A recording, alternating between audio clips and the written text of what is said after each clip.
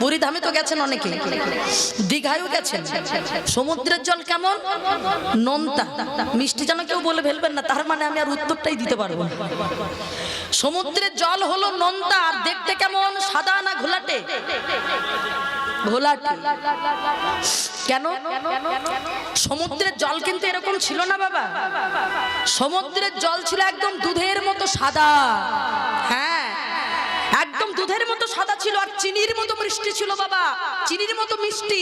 সমুদ্রের জল অনেকে পান করে তৃষ্ণা নিবারণ করত, কিন্তু সমুদ্রের জল দেখুন এখন হয়ে গেছে কোথায় নোনতা আর কোথায় ঘোলাটে। কেন জানেন? আসলে সুকৃতিটা বাবা নষ্ট হয়ে গেছে। তাই সেই সুকৃতিটা কি ভালো করে শুনে নেন মা। সমুদ্রের জল কিন্তু এমন ছিল না। সমুদ্রের জল এমন হয়েছে তার কারণ সমুদ্র একদিন অপরাধ করে ফেলেছিল। সমুদ্রের দেবতার নাম হলো বরুণ দেব। আর সেই বরুণ দেব একদিন বাবা ভালোবেসে ফেলে মা পার্বতীকে। আপনারা সবাই জানেন, যখন সতী দেহত্যাগ করলো দক্ষ যজ্ঞে, তখন তপস্যায় চলে গেলেন দেবাদিদেব মহাদেব। আর দেবাদিদেব মহাদেবের সেই তপস্যা মাত্র ভাঙাতে পারে সে হলো মা পার্বতী। সকল দেবতাগণ বলে বসলেন যে হে মা, তুমি আবার ওই হিমালয়ের পুত্রী হয়ে পার্বতী হয়ে ফিরে এসো। এর একটা কারণ আছে, এত কথা এখন বলা যাবে না। এর কারণটা কি? তার কারণ তারকাসুর বলে সেই সময় একটা অসুর ছিল বাবা, ব্রহ্মার বলে বলিয়ান। তাকে নিধন করতে গেলে একমাত্র ওই পার্বতী আর মহাদেবের পুত্রের প্রয়োজন। কিন্তু তখন তো সতী মারা গেছে, কোথায় পাবে? তারপরে যখন বাবা ওই পার্বতী ফিরে আসলেন, তাদের ছেলে ছিল কার্তিক।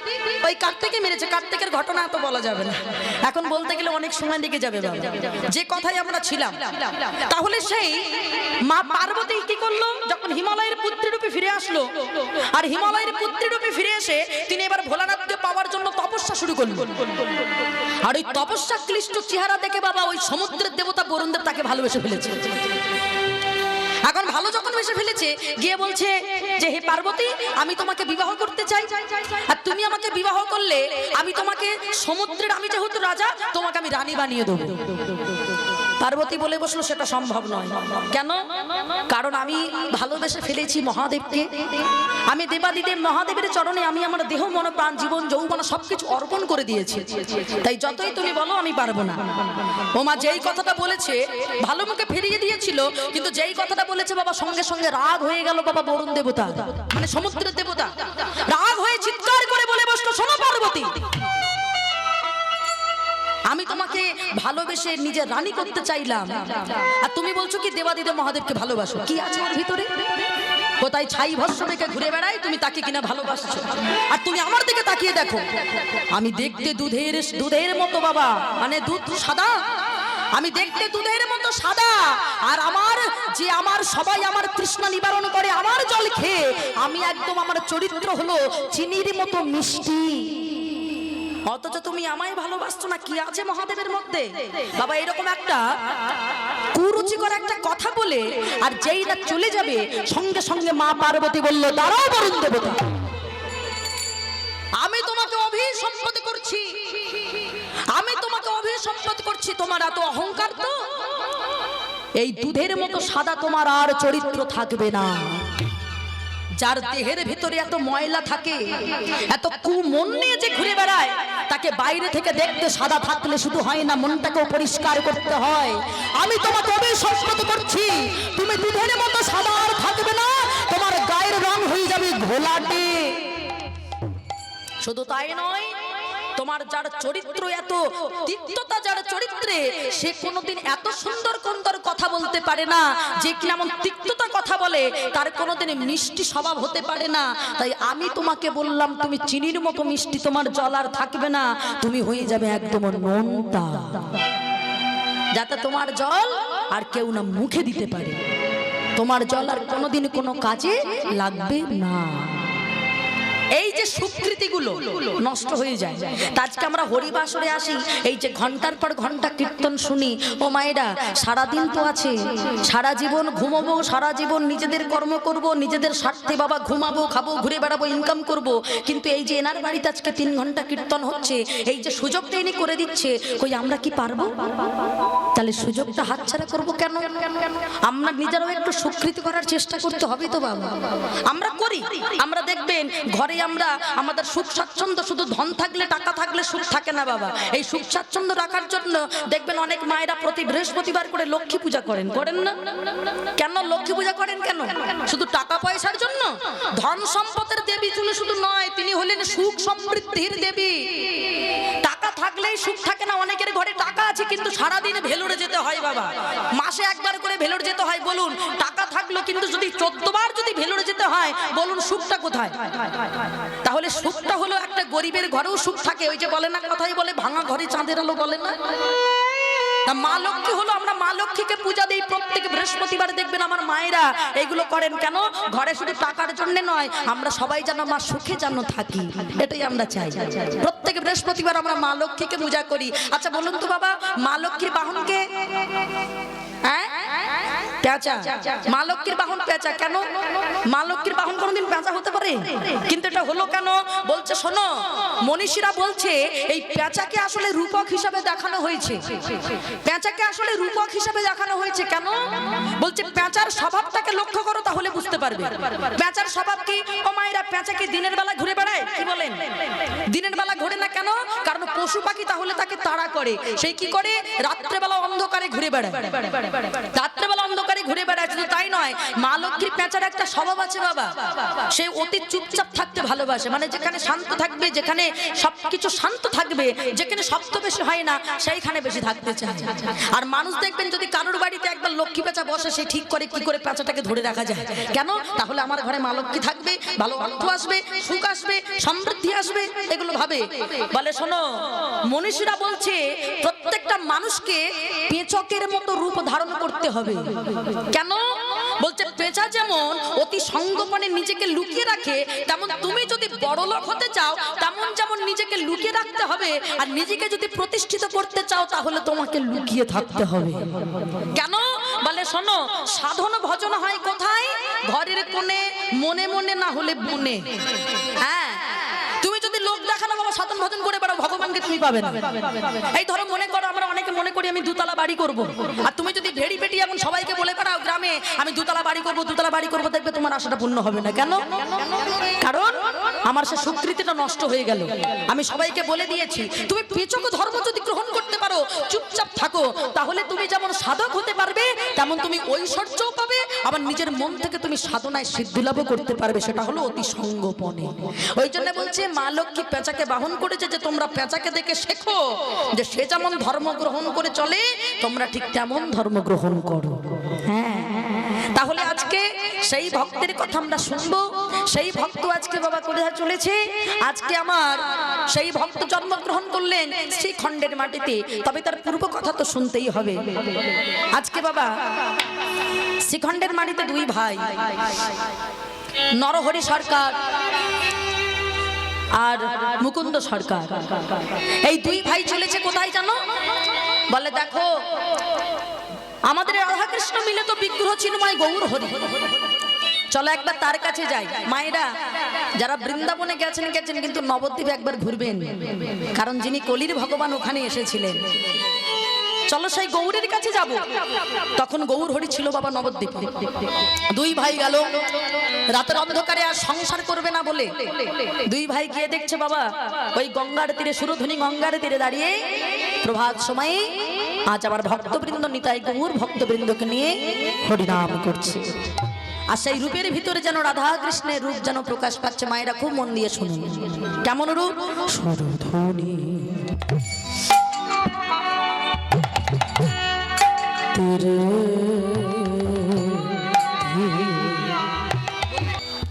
যারা দিলেন সবাইকার মনোবাসনা গোবিন্দ পূরণ করুক।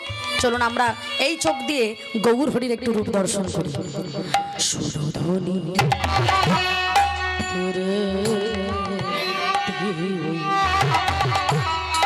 মুখে হরি বলে নেচে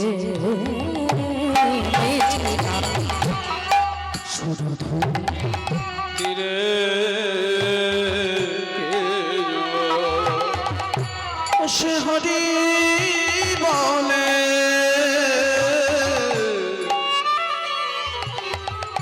নেচে নেচে যা সুর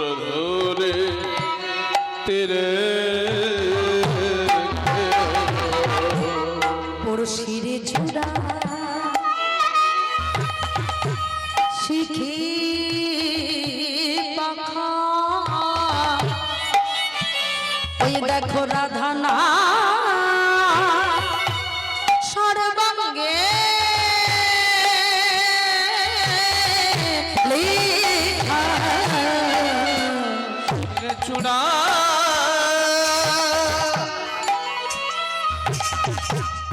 শিখে পাখা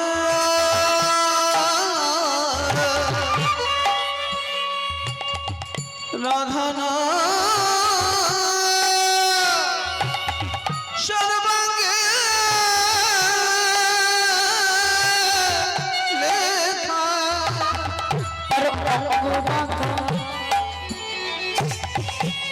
ভঙ্গে বাঁকা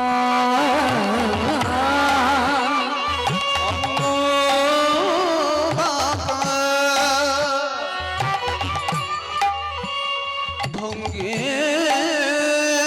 বাঁকা ওই দেখো বাঁকানো দিয়া পা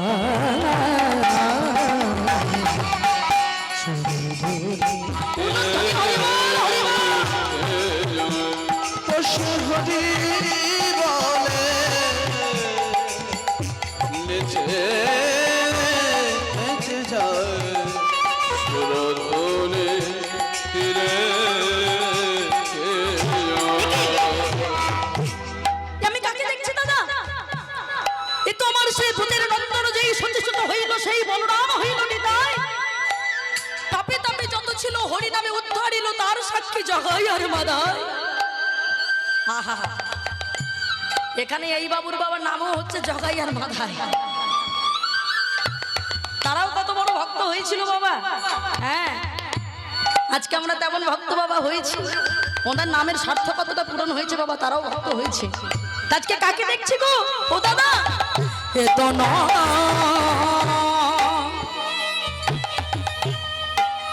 দেখেছি যার ওই বিমলা ওই যমুনা তীরে তো না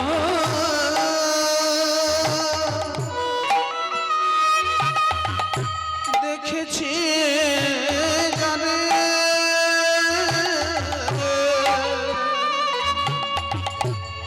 বিমল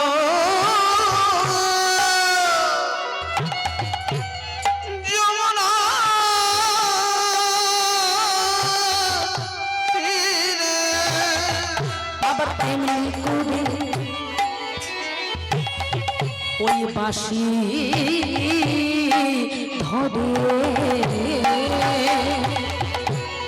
এমনে করে বাঁশি ধরে শুনেছি মজাই তো গোপিকা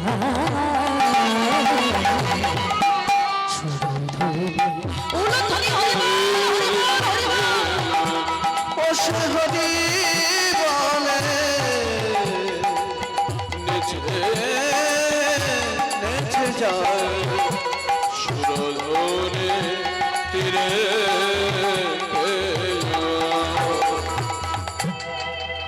তাই মহাপ্রভু আজ আবার হরিনাম করছে। ওমাইনা মহাপ্রভু দুই ধরনের কীর্তন করতেন, একটা হলো নাম কীর্তন, একটা হলো রসকীর্তন। তাই মহাপ্রভু আজ আমার নাম কীর্তন করছেন। নাম কীর্তন কেমন? যেটা নগরে নগরে ঘুরে ঘুরে যে কীর্তন, ওটা হলো নাম কীর্তন। আর রসকীর্তনটা কেমন বাবা? সেখানে সবাই থাকতেন না, গুটি কয়েক ভক্ত নিয়ে দরজা বন্ধ করে করতেন। কেন জানেন? রাধা কৃষ্ণ প্রেম ভাবনা সবাই তো বোঝে না বাবা, তাই অনেকে অনেক কটু কথা বলে, তাই দরজা বন্ধ করে সেটা করতেন। আজকে মহাপ্রভু করছেন নাম কীর্তন সকল ভক্তবৃন্দকে সঙ্গে লয়ে, মানে আপনাদের মতো ভক্ত সঙ্গে নয়ে। চলুন আমরা সবাই মিলে গাই একত্রিত ভাবে। কেমন? হরি না বলো ভাই, বলো ধরে বলো ধরে বলো ভাই হরি নাম বলো ভাই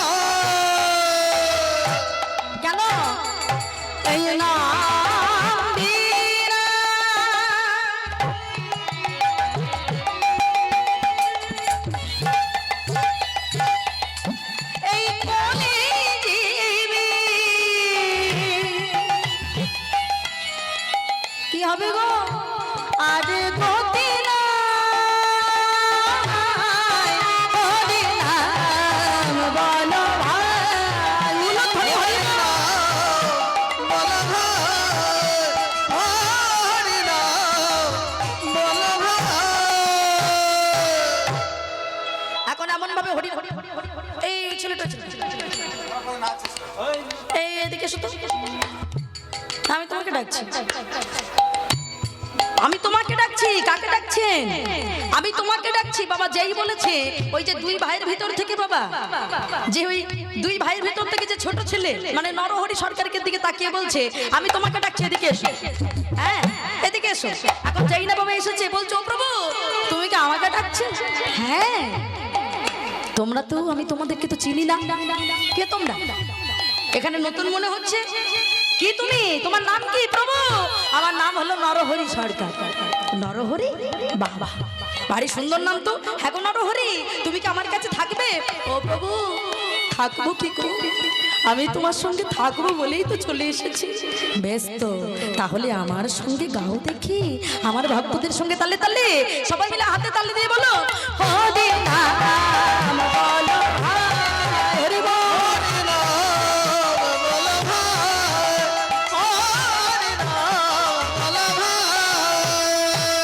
বলো সবাই তালে তালে বলো, বলো না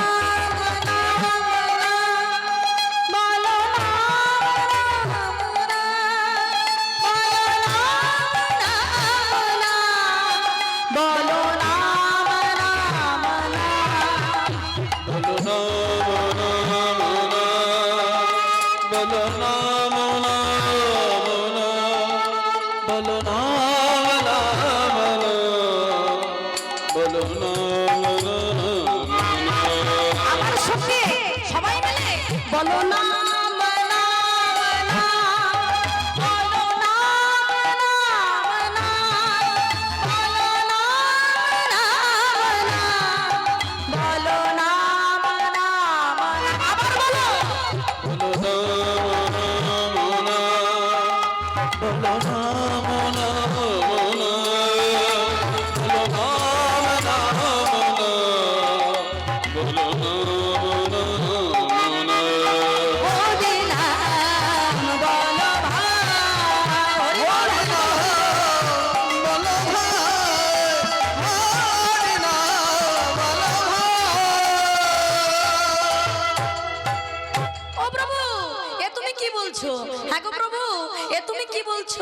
আমরা শুধু বলছি না না না না, কি বলেন?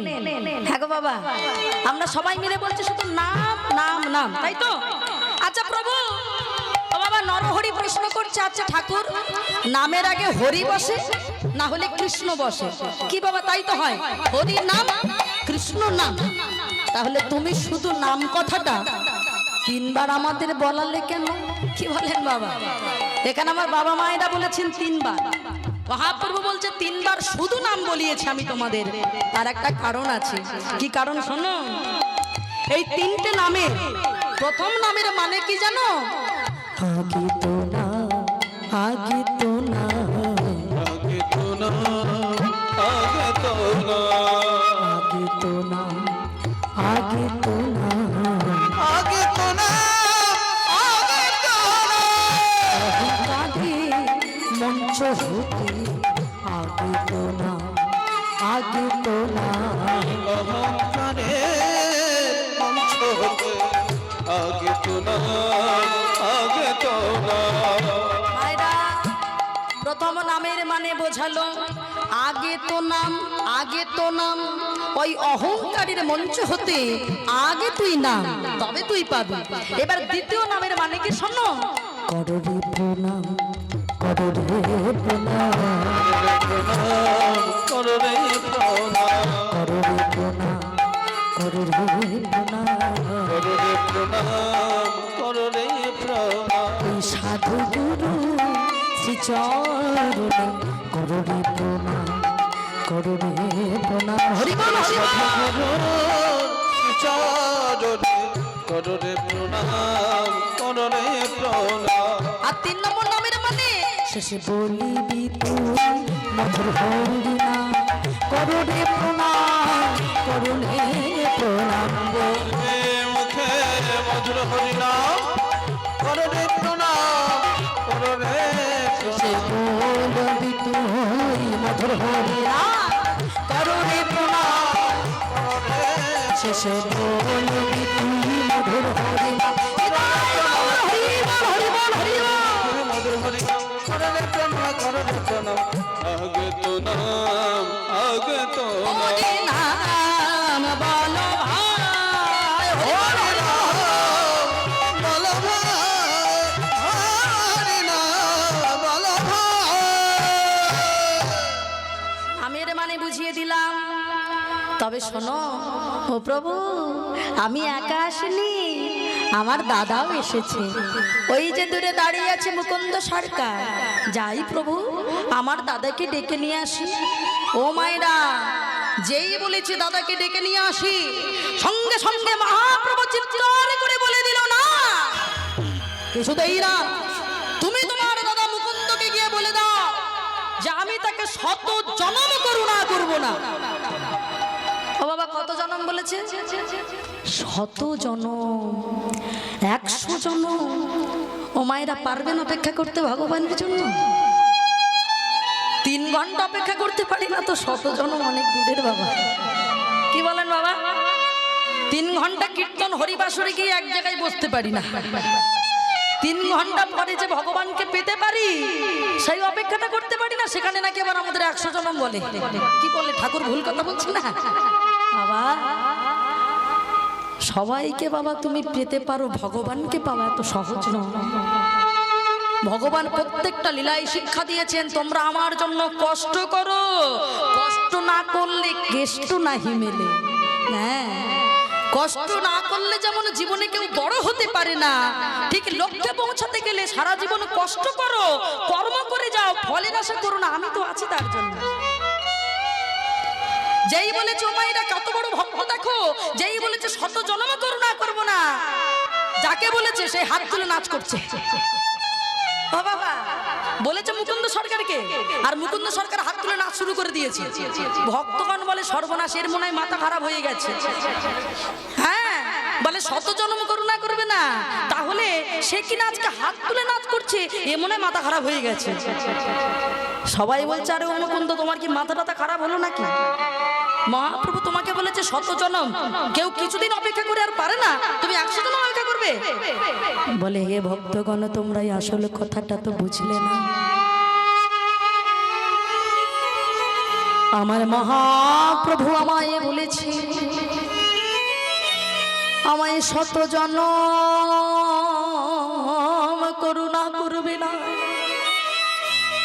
কিন্তু আমি শত জনম করুণা পাইব না।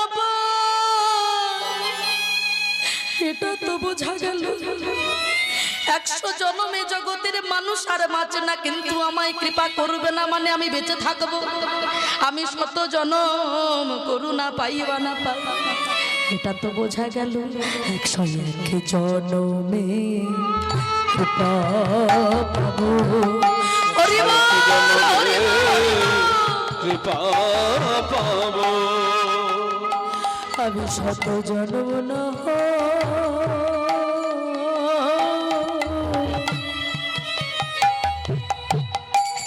কেঁদে যাব 101 জনমে কৃপা পাবো। শত জনম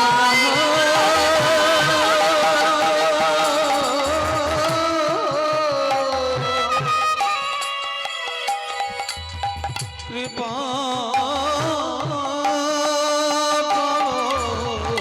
গোবিন্দ তোমার হলাম বলে শত কেঁদে গোবিন্দ তোমার হলাম